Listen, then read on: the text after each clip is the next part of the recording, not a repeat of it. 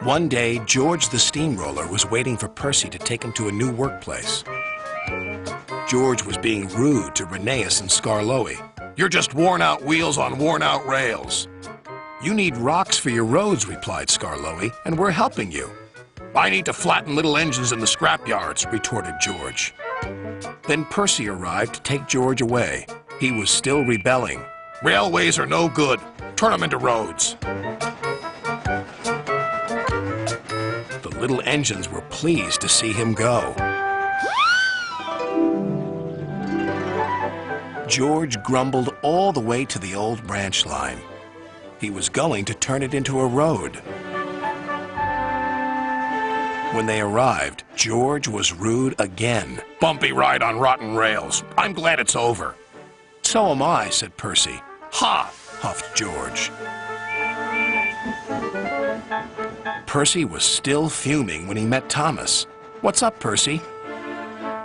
"It's George. He makes me feel down." "Just ignore him," puffed Thomas. George was now enjoying himself.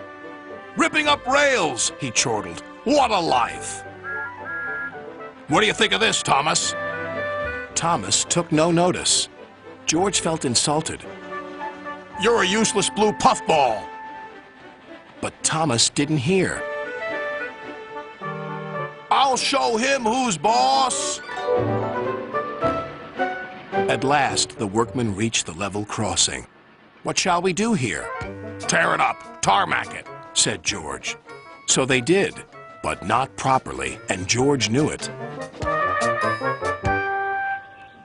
Later, Thomas was traveling home on the same line. He was pulling freight cars filled with vegetables. The signalman had forgotten to warn his driver about the crossing. "That's nice. We don't need to stop," said Thomas happily. "Yes, we do," called his driver. But it was too late.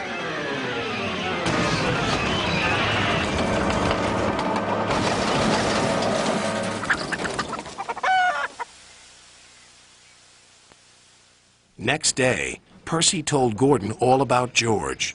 "Ha!" snorted Gordon. "You're just a small engine. That's why he's rude to you. He wouldn't dare cause me any trouble." George had been taken to some yards to work. Duck arrived with a train of empty freight cars.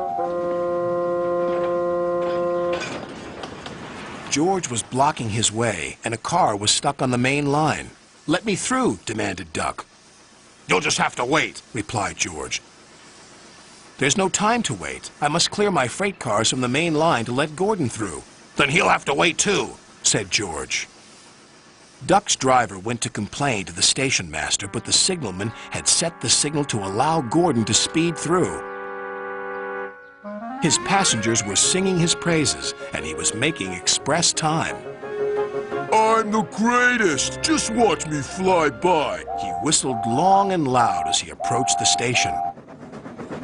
Suddenly, he saw a freight car on the line ahead. "Get out of my way!" But the freight car wouldn't move until Gordon forced it.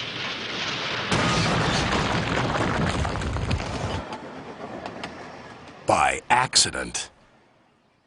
Gordon was worried that Sir Topham Hatt would be cross. He was, but not with Gordon. "Whoever caused this disturbance will have me to answer to." And he did, a few days later. "Look who's here," said Thomas. George had been found out by Sir Topham Hatt and punished. He looked miserable. "Now we'll get some peace at last," said Percy. "I want to get rolling again, but I've got to wait a whole week till I do." "And then you'll be just as rude as ever." "Eh, George?" "I hope not. Don't you?"